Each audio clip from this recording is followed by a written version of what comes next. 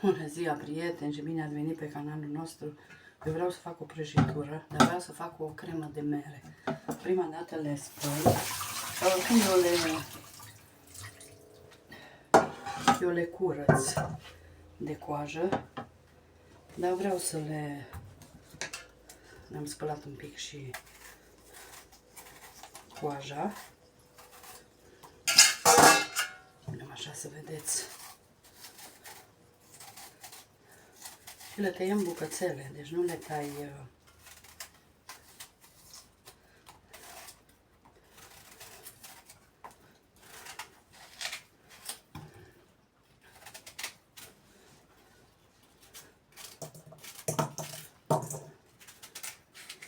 astea trebuia că de mult sunt merele astea și am zis să fac ceva cu ele.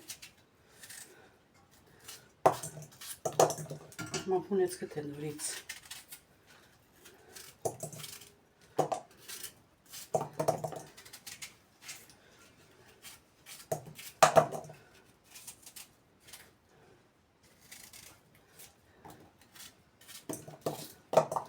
Așa, să vedem asta. Asta s-o vesteji de tot. Asta zici că e pară. Nu știu dacă nu e din ăla măr japonez.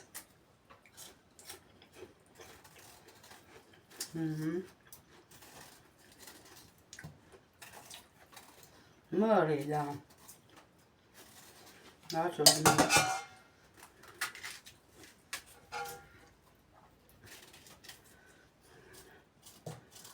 deci e nici măr, nici pară.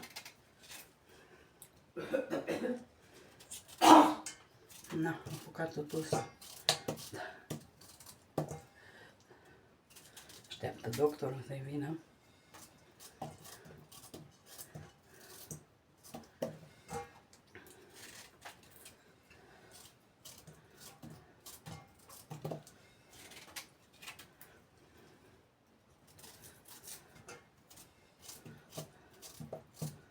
Așa.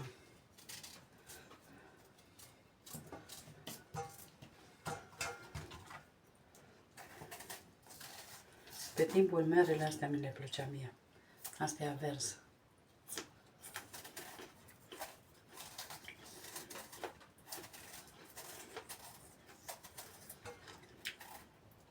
Asta e acru.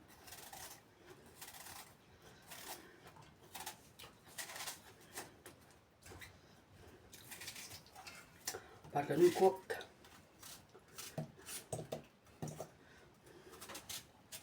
Bine, pentru cei cu diabet, ăsta e bun. Ăsta verde.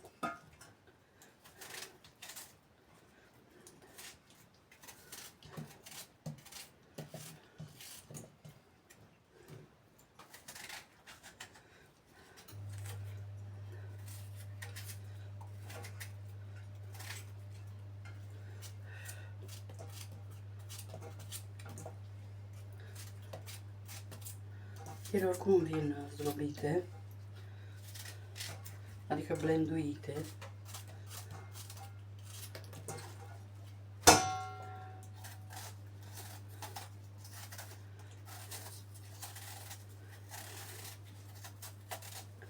Vreau să fac o cremă, nu știu, fac blat, ori fac cu foietaj, mă mai gândesc.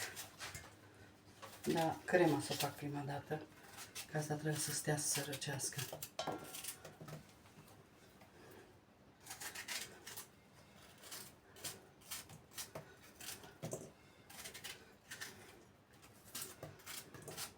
Puteți să faceți și cu pere, dacă doriți, această cremă.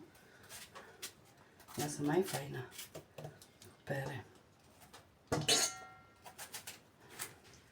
Deci eu cred că am destul merele alea. Mă ajunge că nu fac atâta mare prăjitură. Ajunge. Eu zic că ajunge atâta. Că nu fac așa de mare și n-are rost. Acum punem aici, o să pun 50 de grame de unt. jumate, să zic, cam așa, o bucată. Lăsăm să se topească. Noi până atunci ne pregătim lapte, budinca sau amidonul, ce doriți. Dacă știți ce mă enervează pe mine, că nu văd aici. Pe cănile astea gradate,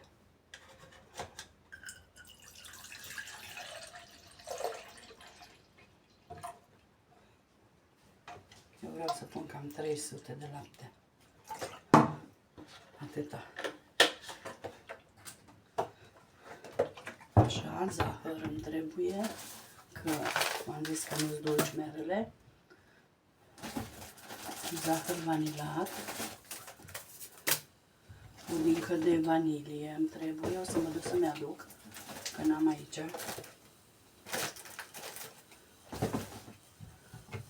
Hai că revin. Umplu s-o topit, introducem merele.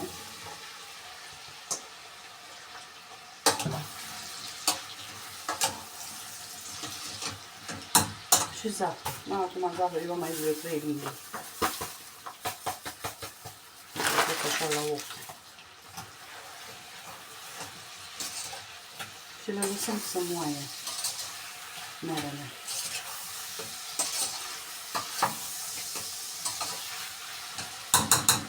Să bine să moaie. Eu aici, din 300 de ml, mi-am pus un pic de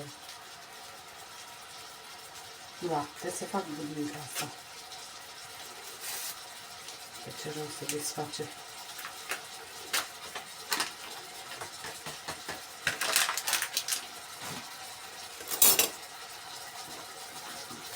Un zahăr vanilat ca să aibă gust mai bun.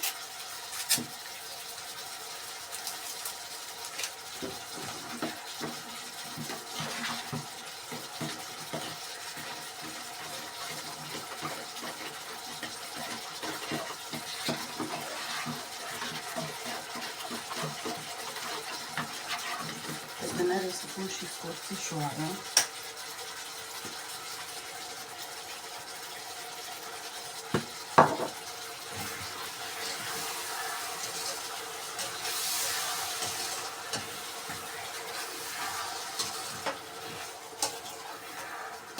Să se moaie bine, bine, ca la compot să fie. Și pe aia punem budinca cu laptele și facem ca o cremă. Și lăsăm la răcit. O să vă arăt eu.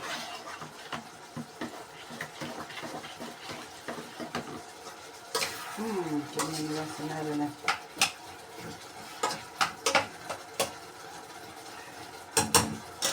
Super faine.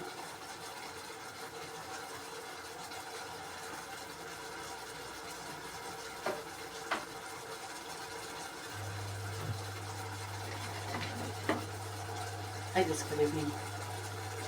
Haideți să vedem să m-am gândit totuși. Am foietajul ăsta aici.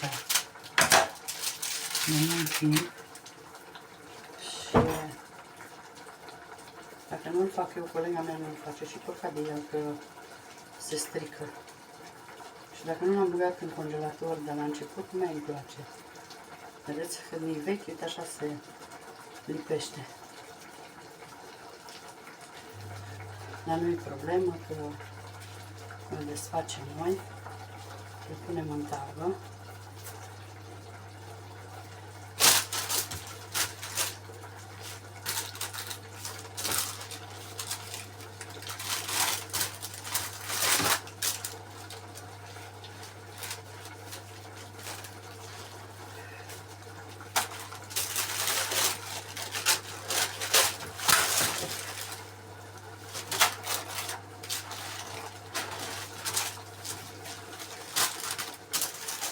Așa.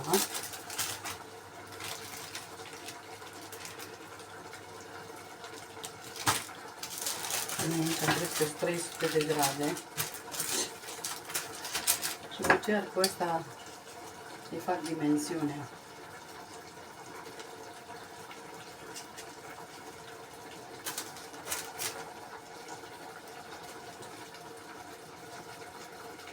Cam așa. Vedeți?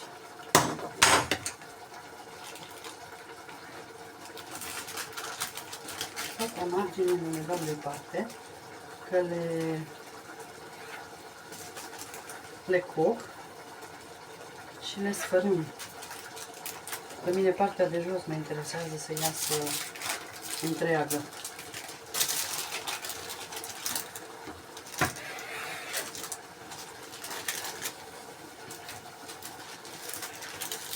Aneare, să știți că eu am tot completat cu apă. Am completat ca să se moaie.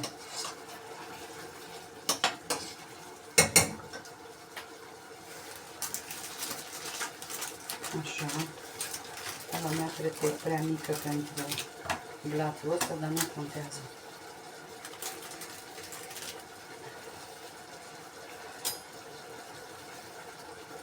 Le o tablă mai mare. Atât.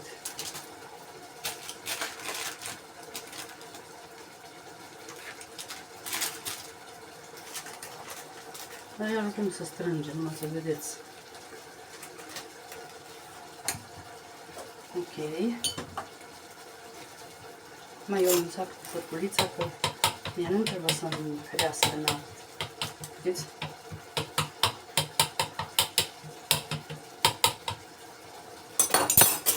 Și o să-l bag la cuptor și vă arăt.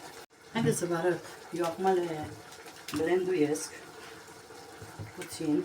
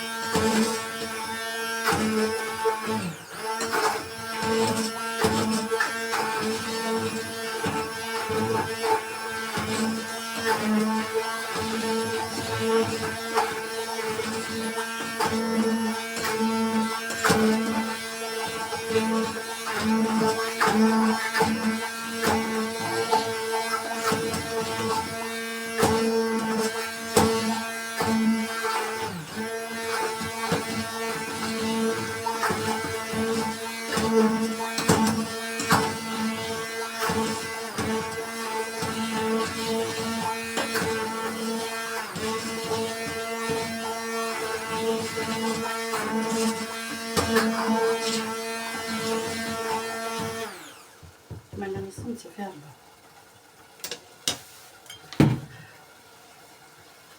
O să mai pun puțină apă și până ele să moaie de tot, ca la gem. Asta e cel mai lung traseu. Că trebuie să le fierbem bine. Dar restul e floare la ureche. Dați, mai o dată le blenduim și să mai încerc.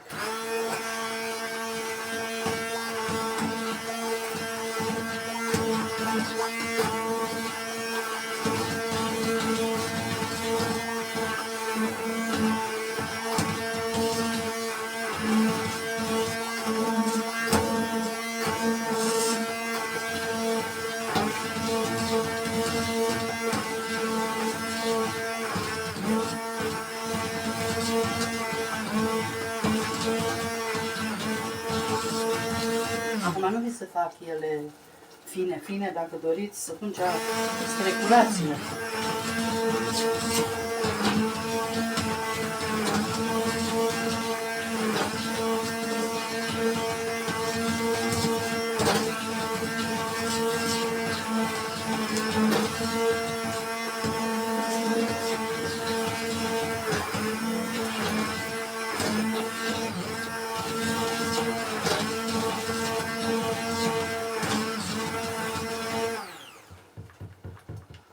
Gata, nici nu mai le blenduiesc.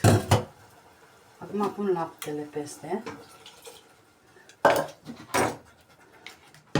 Și pun și budinca imediat.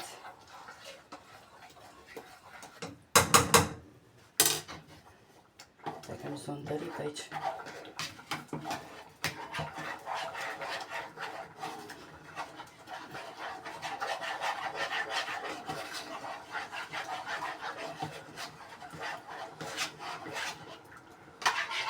Dacă nu aveți budincă, puneți amidon. Dacă nu aveți amidon, puneți făină. Și tot aia e.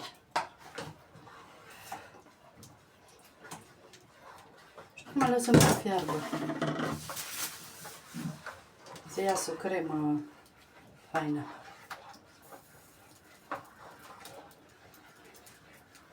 M-am zis, dacă nu vreți să-și fac cu bucăți de mere sau de fructe din care faceți, strecurați-o.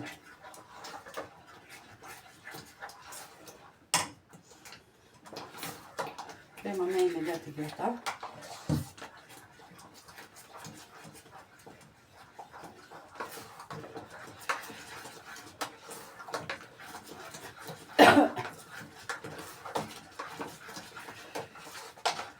Dar ce fain a ieșit.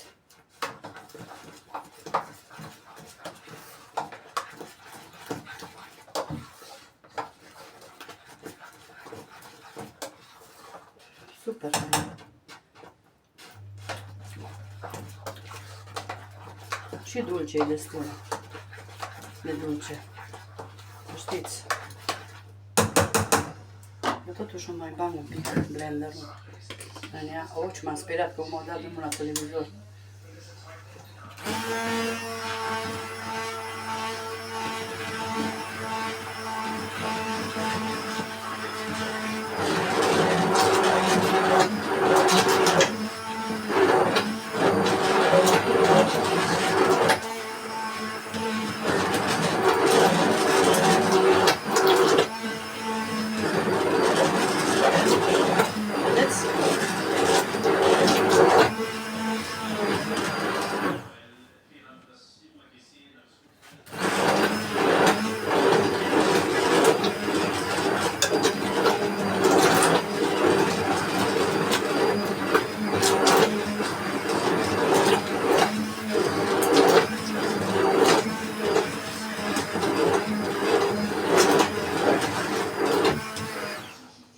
Gata, acum a ieșit și mai fină. Așa că așa să încercați. Uitați ce fain a ieșit. Și acum o lăsăm la răcit. Eu o să o golesc în bol.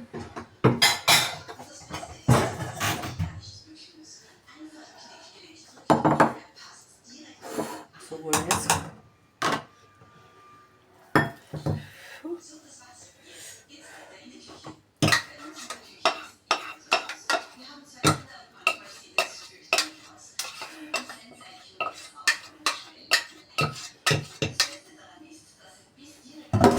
Uitați ce faină e. Super!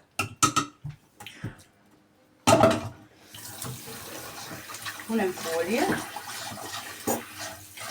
și o dau la rece. Și după aia vă arăt ce fac cu ea.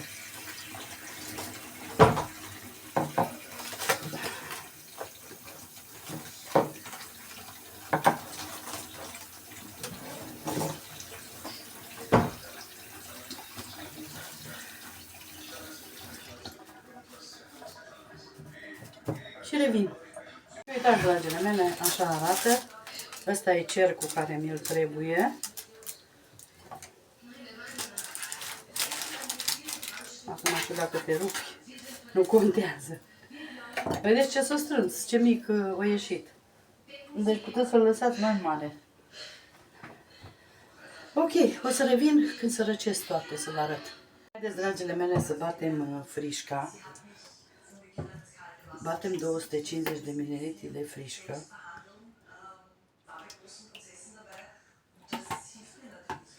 Punem două linguri bune de zahăr și un întăritor de frișcă. Din asta ce pun eu, că să o țină mai tare. Eu mi-am pus aici 10 grame de gelatină la hidratat, ca să o băgăm în cremă. Haideți că mixez și vă arăt.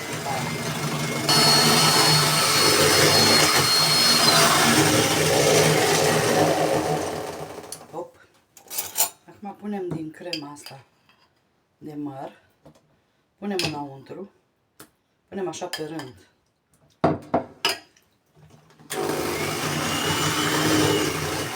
Mixăm ușor.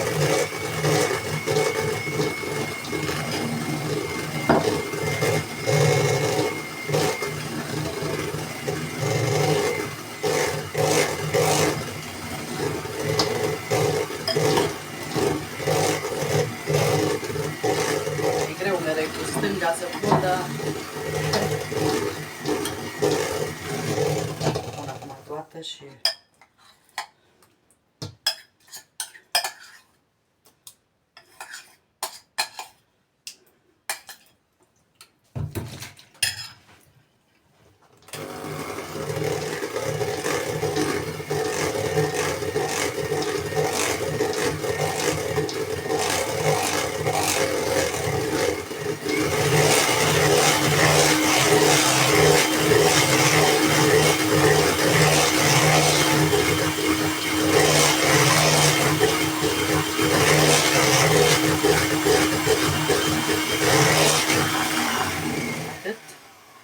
Mai mixăm ca să nu ni se taie.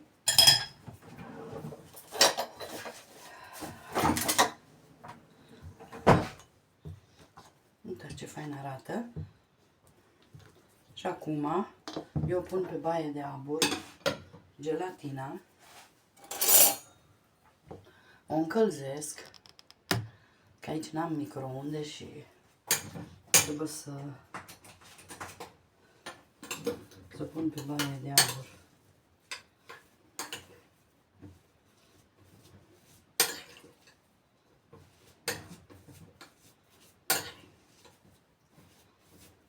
Încălzim.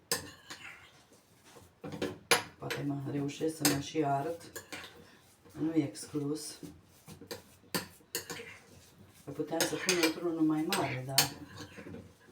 Na. O să pregătim noi cercul. O să fac și niște hârtie din asta de copt. O să fac pe margini.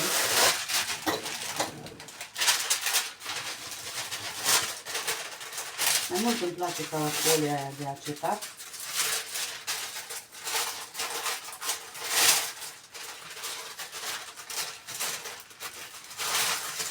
Că pot să iau mai ușor de pe tort. Cum ăsta are numai cremă. Numai cu ochii stau la gelatină că începe apa să fiarbă. Și nu vreau să mi-o fierb.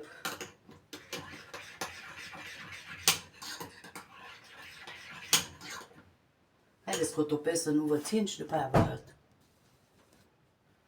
Dragile mele, am bătut, am amestecat crema, nu știu dacă ați văzut. Am pus pe ăsta, am pus crema aici, am pus puțin foietaj. L-am împlântat așa și ăsta restul sperăm că o să vină pus deasupra. Deci am luat bucăți așa de, uitați, așa de foietaj și l-am băgat înăuntru. Și restul vine sfărâmat și pus deasupra, de aia și l-am copt mai tare ca să-mi iasă bucățile bine. Acum eu mă pun și bat, îmi pare rău că nu s-a filmat, nu știu. Cred că și telefonul ăsta cere altul nou, dar mai poate aștepta. Acum mă pun și bat restul de frigider. Asta o ducem la frigider. Am pus-o în asta că mi-e mai sigură. Vedeți? Așa arată. Și batem frișca, o punem deasupra și sfărămiturile și lăsăm până a doua zi. O să revin. Haideți să o punem. Ea deja începe să se închege. Acum punem frișca. Eu am bătut tot așa 250 de ml.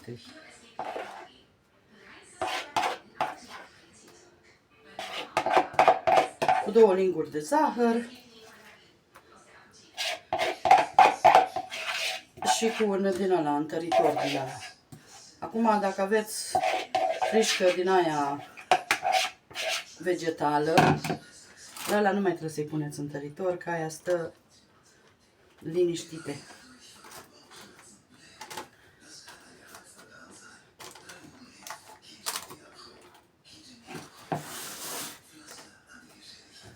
Atât.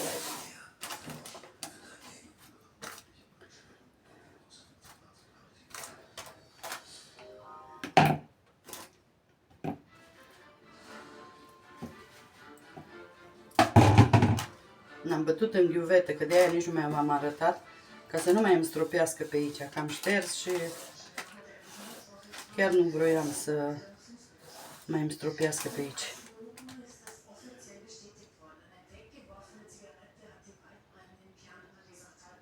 Așa. Atât și acum punem foietajul deasupra și atunci mâine când îl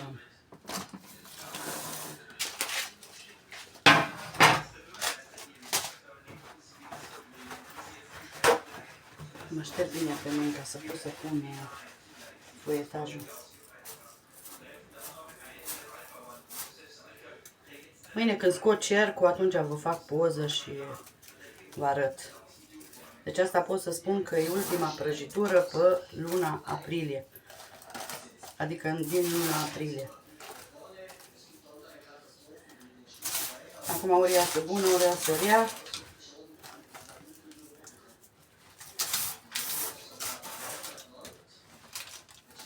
Așa o mănâncă. Eu v-am zis, pe margine nu pun nimic, o las așa clasică. Atât. De-aia m-am pus să prăjiți așa, zic că l-am lăsat și eu mai tare prăjit. Ca să fie uscat bine, să putem să-l sfărâmăm.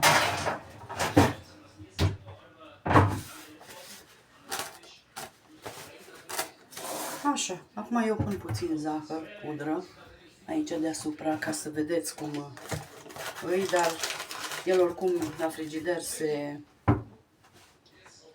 se înmoaie.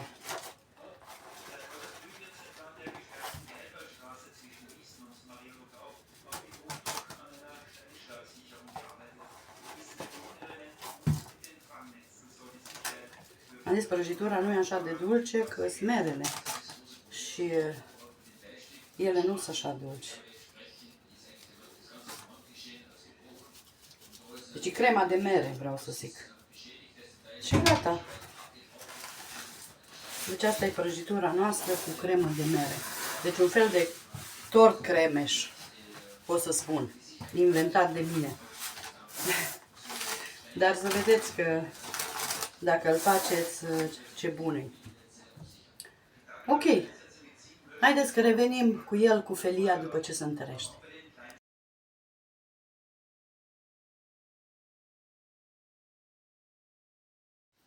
Și uitați, dragile mele, așa arată rezultatul final. Pot să vă spun că este o bunătate. Cu siguranță puteți să o încercați, că a ieșit super delicioasă. Eu vă mulțumesc și o zi bună vă doresc. Bye, bye!